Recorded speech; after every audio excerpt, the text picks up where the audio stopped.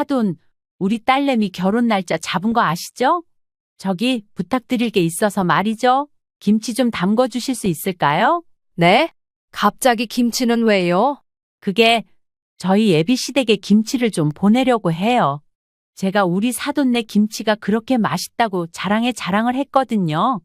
이 말을 듣자마자 이 씨는 웬 김치를 부탁하는 건지, 그것도 이 씨와는 한참 관계가 먼 사돈처녀의 시댁이라니, 이건 남이랑 다를 게 없는데 어이가 없었습니다. 그래도 사돈이 부탁하는 거고 결혼 앞두고 뭘 도와주는 건 나쁜 일도 아니니 조금 챙겨서 보내주는 정도는 할 수 있겠다 싶었습니다. 그런데 문제는 그 다음부터였습니다. 사돈의 말은 점점 구체적이고 뻔뻔한 쪽으로 흘러갔습니다. 저기 우선은 종류별로 부탁드릴게요. 알타리 김치랑 깍두기가 여기 제일 맛있고 거기에 열무국수에만 내주시는 그 갓김치 있잖아요. 그거랑 고기 먹을 때 나오는 파김치랑 평소 먹는 배추김치까지요. 네? 그렇게나 많이요? 우리 딸이 거기 김치 엄청 좋아하잖아요. 얘가 자기 시어머니한테 엄청 자랑했대요.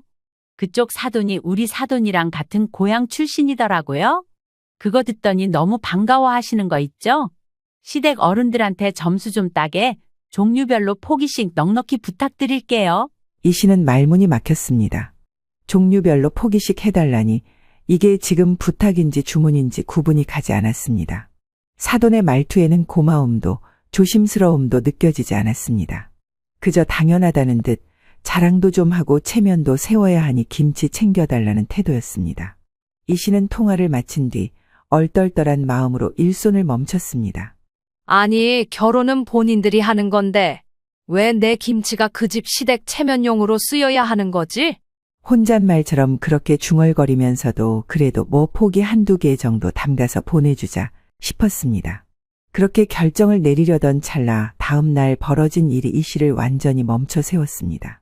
이른 아침 가게 문을 열고 들어가려는데 문 앞에 뭔가 잔뜩 쌓여 있었습니다.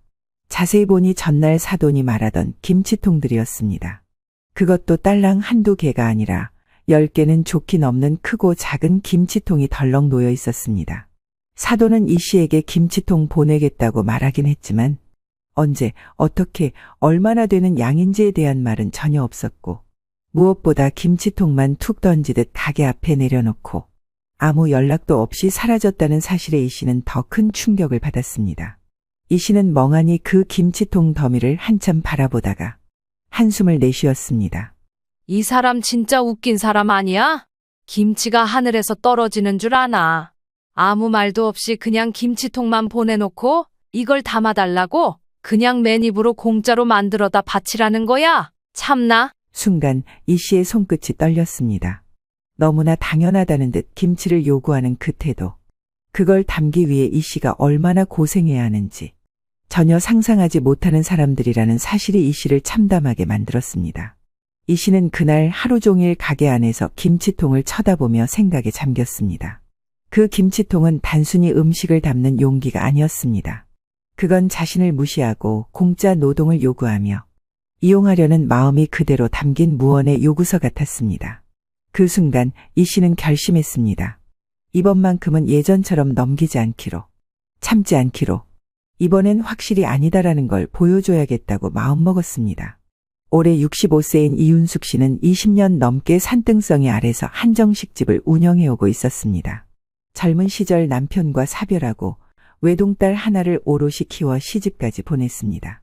혼자 아이를 키우는 일은 결코 쉽지 않았지만 딸을 잘 키워냈다는 자부심 하나로 버텼고 지금은 손주까지 생겨 바쁜 나날을 보내고 있었습니다. 이 씨의 식당은 특별한 간판이나 광고 없이도 손님이 끊이지 않았습니다. 손맛 하나로 소문이 났고 반찬부터 김치까지 직접 담가내는 정성 덕분에 단골 손님이 생기기 시작했습니다. 특히 김치는 가게의 간판이라 해도 과언이 아니었습니다. 여기 김치 진짜 예술이에요. 김치만 따로 팔면 안 돼요? 그런 말들을 들을 때마다 이 씨는 피곤함도 있고 뿌듯함을 느끼곤 했습니다. 딸이 결혼한 뒤에도 이 씨는 여전히 엄마의 마음으로 딸을 챙겼습니다. 직장과 육아를 병행하며 고생하는 모습을 볼 때마다 마음이 아팠고 반찬이며 김치며 자주 담가 보내주었습니다. 특히 김장은 매년 이 씨가 손수해 주었고 신혼 초 딸 부부의 냉장고는 거의 절반 이상이 20표 김치로 채워졌을 정도였습니다. 그렇게 딸을 챙기다 보니 자연스럽게 사돈네와도 음식이 오가기 시작했습니다. 이 씨는 챙겨주는 것을 좋아하는 성격이었기에 사돈이 고맙다며 보내온 인사 한마디에도 기꺼운 마음이 들었습니다. 아이고, 사돈. 이 김치 진짜 예술이에요. 사돈은 그렇게 말하며 김치를 맛볼 때마다 칭찬을 아끼지 않았고 사돈 처녀 역시 몇 번 식당에 와서는 감탄하곤 했습니다. 사돈 어른, 정말 너무너무 맛있어요. 제 인생 최고 김치예요. 이 씨는 그럴 때마다 뿌듯함을 느꼈고 딸을 시집 잘 보냈구나 싶은 마음이 놓이기도 했습니다. 자식들 사이가 좋고 양가가 정을 나누며 잘 지내는 것이 가장 큰 바람이기도 했습니다. 그런 마음으로 이 씨는 한 번도 김치 한 포기, 반찬 한 통을 아까워한 적이 없었습니다. 그렇게 이 씨는 오늘도 한정식집에서 손님을 맞으며 가족을 위해 김치를 담그며 살아가고 있었습니다. 이 모든 것이 당연하다고 여겼고 감사한 마음으로 하루하루를 보냈습니다. 하지만 그 평화로운 일상 속에서 이 씨는 어느 순간부터 무언가 조금씩 어긋나고 있다는 느낌을 받기 시작했습니다. 처음엔 별일 아니라고 넘겼지만 그 작은 불편함이 점점 커지며 이 씨의 마음속에 잔잔한 파문을 남기고 있었습니다. 이 씨는 처음엔 사돈네가 식당에 찾아오는 것 자체를 반가운 일로 여겼습니다.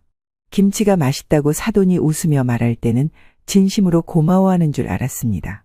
사돈 처녀도 몇 번 친구들을 데리고 식당에 와서는 우리 사돈 어르신이 하는 집이라며 자랑처럼 말하곤 했습니다. 그런 모습을 볼 때마다 이 씨는 가족끼리 이렇게 챙겨주고 서로 응원해주는구나 싶어 괜히 기분이 좋아지기도 했습니다. 하지만 이상하게도 사돈 식구들은 늘 이 씨가 없는 시간에만 식당을 찾아왔습니다. 몇 번 그런 일이 반복되자 직원들이 조심스레 귀띔해줬습니다. 사장님, 사돈분이 또 오셨는데요. 이번에도 식사가 8인해달라고 하셨어요. 누룽지랑 뻥튀기 몇 봉지 사오셨는데 그거 주시면서 이거 드시고 식사값 좀 깎아달라 하시더라고요. 이 씨는 그 말을 듣고 말문이 막혔습니다. 고작 누룽지며 뻥튀기 몇 봉지를 내밀고 식당을 자기 집안 가게처럼 말하며 할인을 요구하는 모습에 당황스럽기까지 했습니다.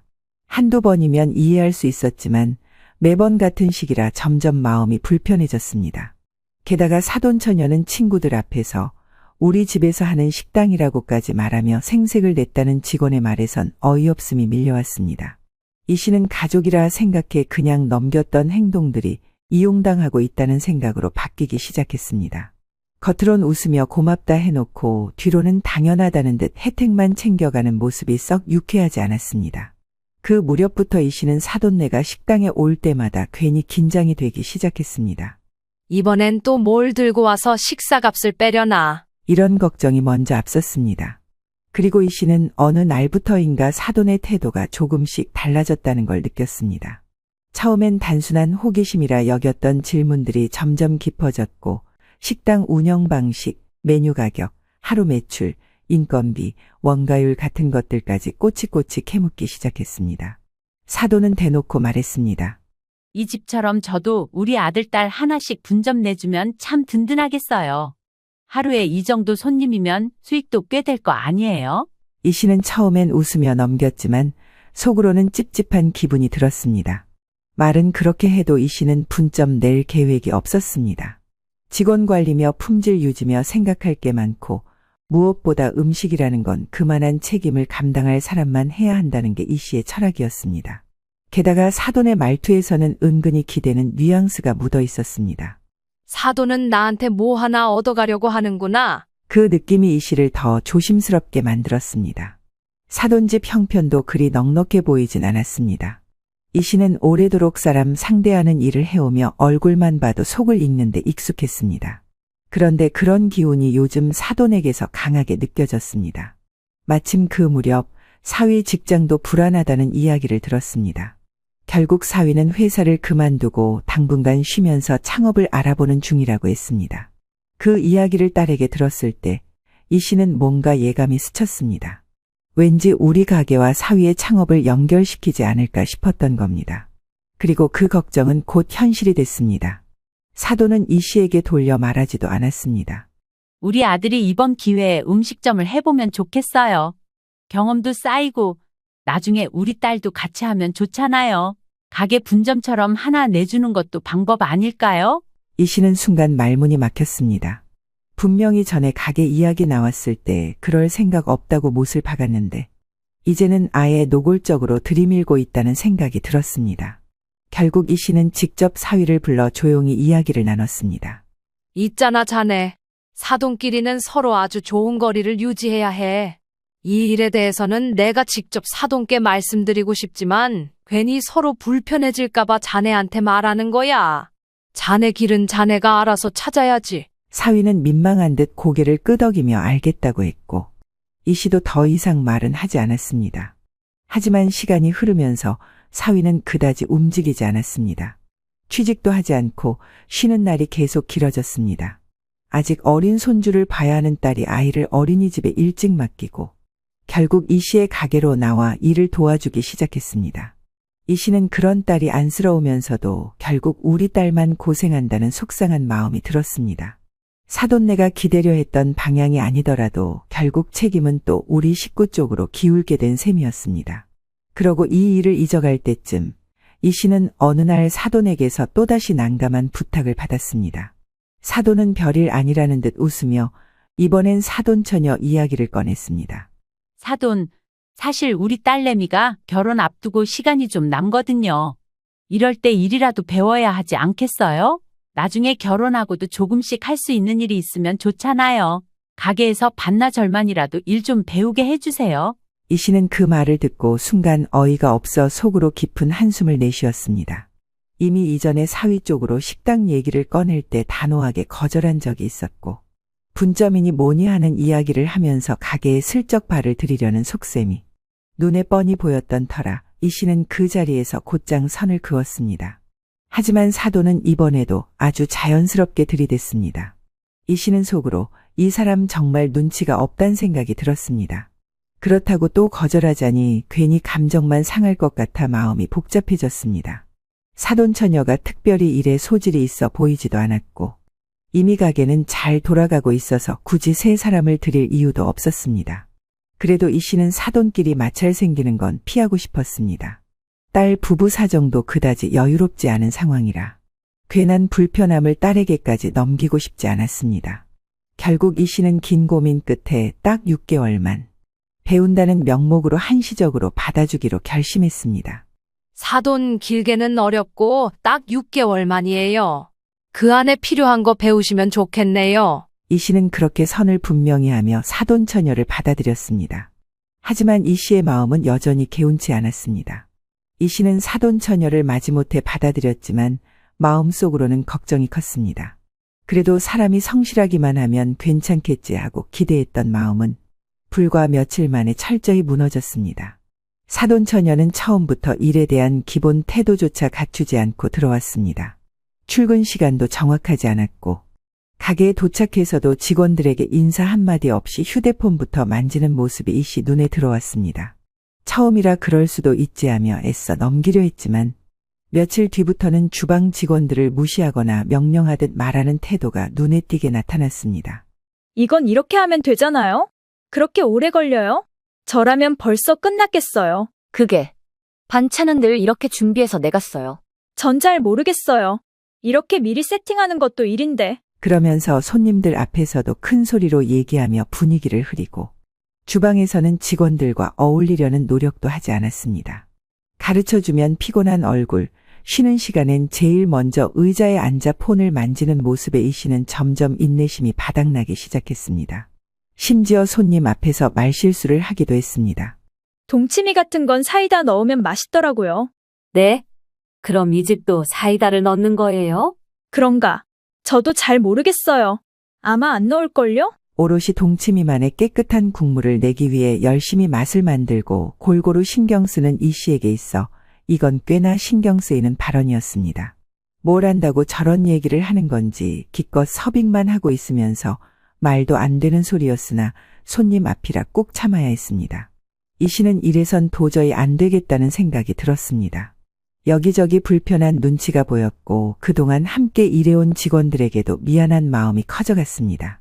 그래서 결국 결심했습니다. 입사한 지 2달 만에 사돈처녀를 내보내기로 했습니다. 이 씨는 조심스럽게 사돈에게 이 사실을 전했습니다. 사돈, 아무래도 이 일은 우리 사돈 처녀와 맞지 않는 것 같아요.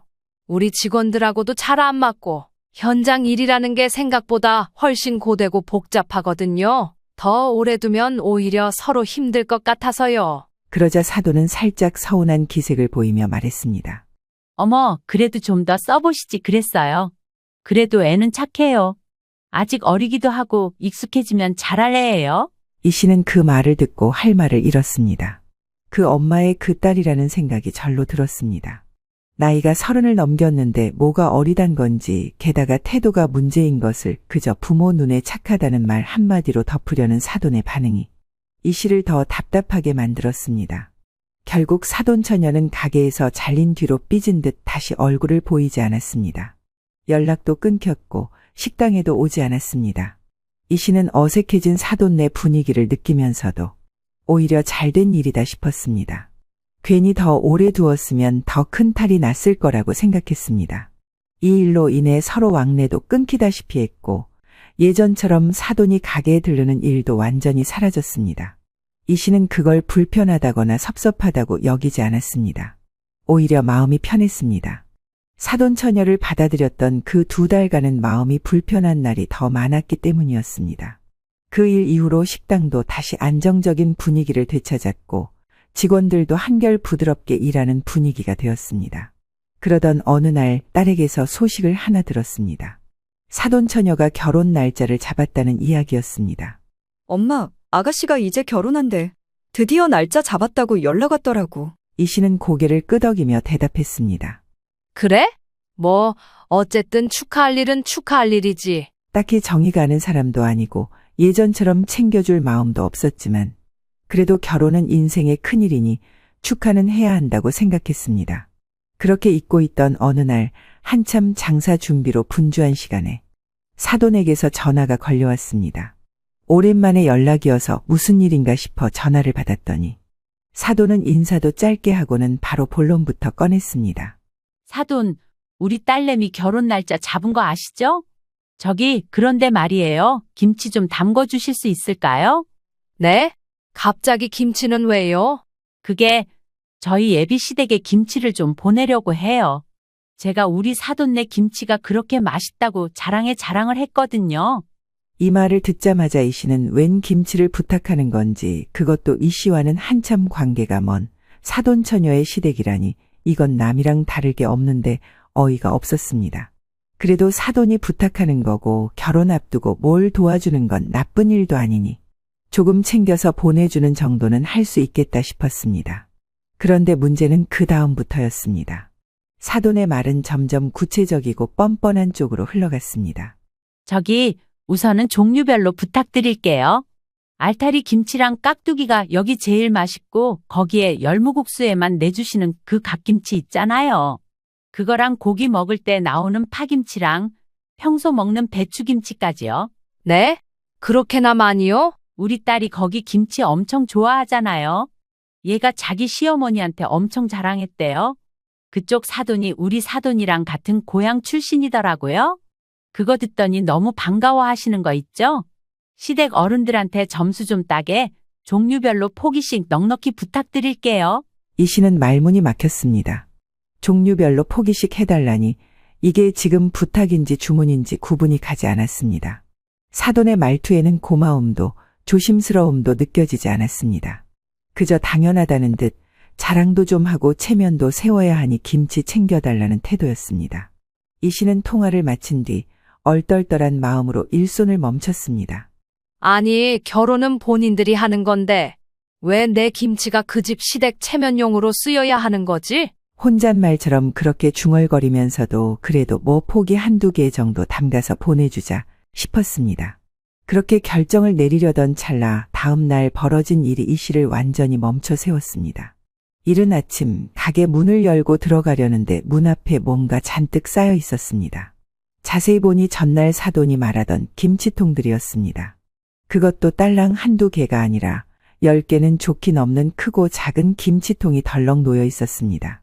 사돈은 이 씨에게 김치통 보내겠다고 말하긴 했지만 언제, 어떻게, 얼마나 되는 양인지에 대한 말은 전혀 없었고, 무엇보다 김치통만 툭 던지듯 가게 앞에 내려놓고 아무 연락도 없이 사라졌다는 사실에 이 씨는 더 큰 충격을 받았습니다. 이 씨는 멍하니 그 김치통 더미를 한참 바라보다가 한숨을 내쉬었습니다. 이 사람 진짜 웃긴 사람 아니야? 김치가 하늘에서 떨어지는 줄 아나? 아무 말도 없이 그냥 김치통만 보내놓고 이걸 담아달라고? 그냥 맨입으로 공짜로 만들어다 바치라는 거야? 참나? 순간 이 씨의 손끝이 떨렸습니다.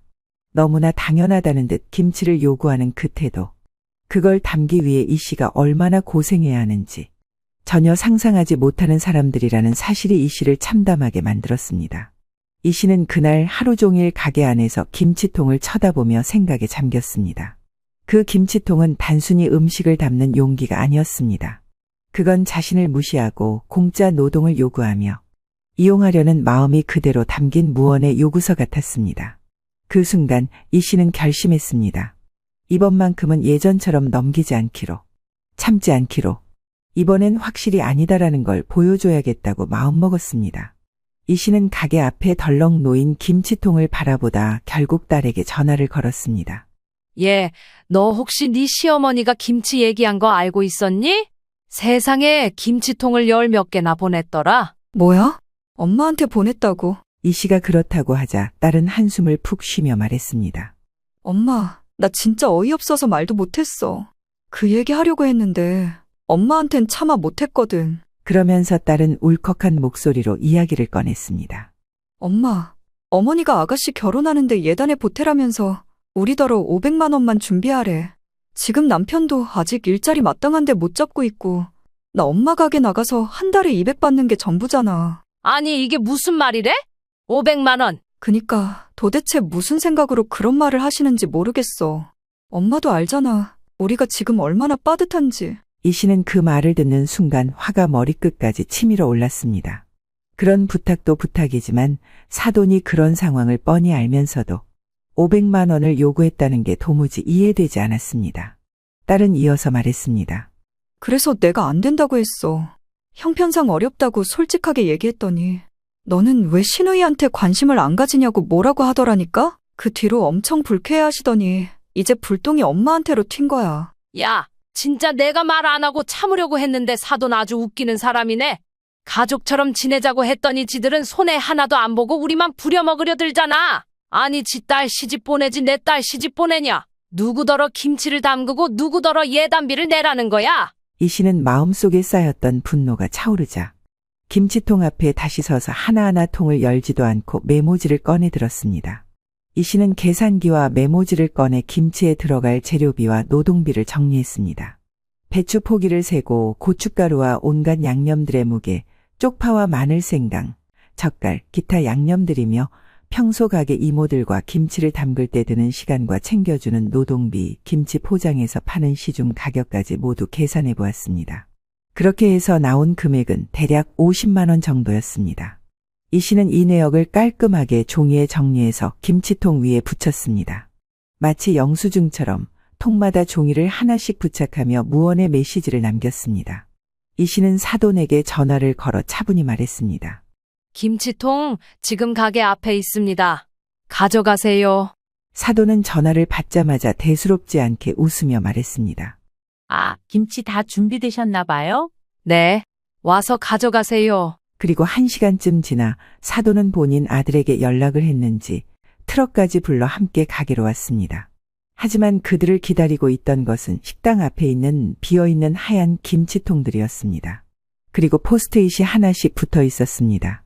통마다 재료비 정산서가 붙어 있던 것입니다. 이 광경을 본 사돈과 사위는 처음엔 어리둥절한 표정을 지었습니다. 사위가 이 씨를 향해 다가오며 물었습니다. 저기 장모님, 김치는 없고 여기 영수증만 붙어 있는데. 아니, 청구서인가요? 김치는 어디 있을까요? 김치 아직 없지. 재료비를 못 받아서 재료를 못 샀는데 어떻게 만들어? 사돈께서 10통 분량으로 요청하셨으니 그에 맞춰 원가와 노동비까지 정확히 계산해서 적은 거야. 그대로 정산해 주시라고 해. 이 말을 바로 알아들은 사위는 다소 민망한 표정을 지었고 옆에 있던 사돈은 표정을 굳히더니 모자를 휙 벗어버렸습니다. 그리고는 이 씨에게 따지듯 말했습니다. 아니, 사돈.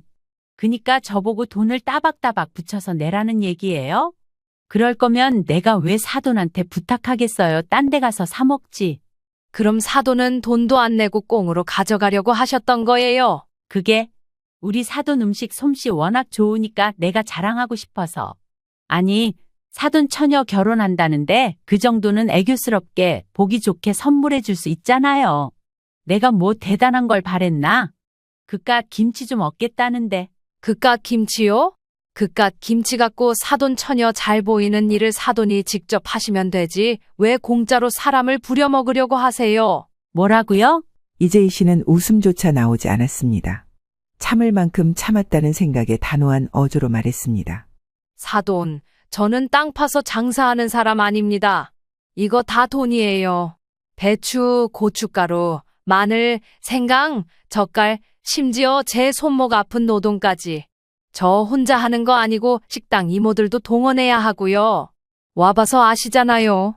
근데 그걸 아무 말도 없이 당연하다는 듯 갖다 달라고 하시고 김치통만 덜렁 보내놓고는 이게 도대체 무슨 행동입니까? 이 말과 동시에 옆에 지나가던 주방 식구들이 흘끔흘끔 쳐다보자 사돈은 그제야 상황이 심상치 않다는 걸 느꼈는지 얼떨결에 변명하듯 말을 이어갔습니다. 아니, 제가 김치통 보낸다고 할 땐 아무 말 없으셨잖아요. 돈 달라고 그때 말을 진즉 하시던가. 그러면 저도 안 보냈죠? 해줄 것처럼 알겠다고 해놓고 이제 와서 이렇게 사람을 민망하게 해요? 이 씨는 차분하게 숨을 고르고 말을 이었습니다. 김치통을 이렇게 무슨 큰 사이즈로 열 몇 개나 보낼 줄 누가 알았겠어요. 그마저도 제 탓을 하시는 거예요. 본인이 잘못해놓고 왜 제가 잘못한 것처럼 자꾸 상황을 꼬아서 말하시는 거예요. 말을 뱉고 나니 이 씨는 더욱 화가 났습니다. 사돈, 김치가 하늘에서 떨어지는 줄 아십니까? 배추 한 포기도 요즘 값이 만만치 않고 이걸 10통 담그려면 며칠은 재료 준비하고 절이고 손목 아프게 버무려야 해요. 그게 그냥 부탁 좀 하겠다는 말 한마디로 끝날 일입니까? 사돈은 아무 말도 하지 못했습니다. 이 씨는 거기서 멈추지 않고 덧붙였습니다. 제가 듣기로 우리 딸에게 예단 보태라는 말도 하셨다던데 일단은 참았고요. 저도 여기까지 여러 번 참았습니다. 하지만 이번엔 그냥 넘기지 않겠습니다. 필요하시면 여기 계산한 대로 재료비 보내시고 아니면 김치통은 직접 가져가세요. 앞으로 이런 부탁 다시는 하지 마세요. 그 말을 들은 사돈은 얼굴이 붉어지더니 주변을 둘러보며 민망해하는 기색이 역력했습니다. 트럭 옆에 서 있던 사위도 말없이 김치통을 하나씩 트럭에 실기 시작했고 이 씨는 그 모습을 조용히 바라보며 속으로 씁쓸한 웃음을 지었습니다. 그 순간 머릿속에 여러 장면들이 스쳐 지나갔습니다. 처음 사돈 처녀가 친구들을 데리고 와서 식당에서 생색내며 할인 요구하던 모습, 일을 배운다며 들어와선 버릇없이 굴던 태도, 그리고 이번에는 예비 시댁까지 먹여 살리겠다는 듯 아무 말 없이 김치통만 들이밀던 그 모습까지. 대체 내가 뭘 잘못한 건지 이 사람들한테 그동안 너무 퍼줬나 싶어 더 인상을 팍 쓰게 되었습니다. 사돈이 마지막으로 툭 내뱉듯 말했습니다. 끝까지 구질구질하게 자기가 피해를 입은 듯한 억울한 표정으로 말입니다. 김치 좀 담가달란 게 이렇게까지 될 일이었나? 참 서운하네요. 이렇게 각 잡고 하나하나 따지실 줄 정말 몰랐어요. 사돈이 그런 걸로 서운하시면 저도 할 말 많은데요. 사돈이야 부탁해서 못 받으면 그만이지만 제가 하는 수고는 뭔데요? 그것도 존중받아야죠. 가까운 사이라면 더더욱 말입니다. 이 씨는 이제는 더 이상 호구처럼 보이고 싶지 않았기 때문입니다. 그러자 사돈은 한마디 사과도 없이 퉁탕거리며 마치 무슨 큰 모욕이라도 당한 사람처럼 표정을 일그러뜨렸습니다. 말은 안 했지만 속마음이 그대로 얼굴에 드러나 있었습니다. 김치통을 모두 실은 뒤 사돈은 짧게 인사도 없이 돌아섰습니다. 차 문을 꽝 닫고 탕탕거리며 떠나는 뒷모습을 본 이 씨는 속이 확 뒤집혔습니다. 지금까지 여러 번 참아왔고 가족이니까 이해하려고 애써왔지만 이쯤 되니 이건 아니다 싶었습니다. 이 씨는 그날 쇠기를 받기로 결심했습니다. 집에 돌아오자마자 휴대폰을 꺼내 사돈에게 톡을 보냈습니다. 단도직입적으로 감정이 섞이지 않도록 사실 중심의 톤으로 작성했습니다. 이 씨는 차분하게 하지만 아주 단단하게 다음과 같이 메시지를 보냈습니다. 사돈, 오늘 일은 저도 유감입니다. 하지만 이번 일을 계기로 말씀드릴 게 있습니다. 그동안 우리 가게에서 할인받아 가신 내역 정리해보니 꽤 되더군요. 사돈 처녀가 친구들 데려와 식사하면서 우리 식구가 하는 가게라고 생색내며 할인 요구하던 거 다 기록되어 있습니다. 또 사돈 처녀가 일하겠다고 들어와서 이틀에 한 번은 땡땡이 치고 손님 앞에서 실수도 많았지만 저는 말없이 월급 꼬박꼬박 챙겨드렸습니다. 정말 가족이라 생각해서 그랬습니다. 하지만 이제 그 가족이라는 이름을 편하게 소비하시는 것 같아 이쯤에서 선을 긋고 싶습니다. 이 씨는 마지막으로 강한 한 줄을 덧붙였습니다. 앞으로 단 한 번이라도 사돈이니까 가족이니까 이런 말로 저나 제 가게를 호구처럼 보거나 부려먹으려 드신다면 그땐 저도 가만히 있지 않겠습니다. 이 씨는 마지막 경고성 톡을 보낸 후 마음이 조금은 개운해졌지만 예상대로 사돈은 가만히 있지 않았습니다. 불과 몇 시간도 지나지 않아 사돈에게서 전화가 걸려왔습니다. 전화를 받자마자 사돈의 목소리는 이미 격앙되어 있었습니다. 사돈, 이게 지금 뭐 하는 짓이에요? 아무리 그렇다 해도 그렇지 그런 식으로 문자를 보내요? 가족끼리 말 한마디로 풀면 될 걸 왜 그렇게 선을 긋고 벽을 쳐요? 이 씨는 사돈의 말이 끝나기도 전에 단호하게 말을 끊었습니다. 더 할 말 없고요. 하나 더 충고드리자면 이 문제로 제 딸 피곤하게 만들지 마세요. 전 틀린 말 한 거 하나도 없고요. 할 만한 말 했어요. 사돈은 그 말에 더 언성을 높였습니다.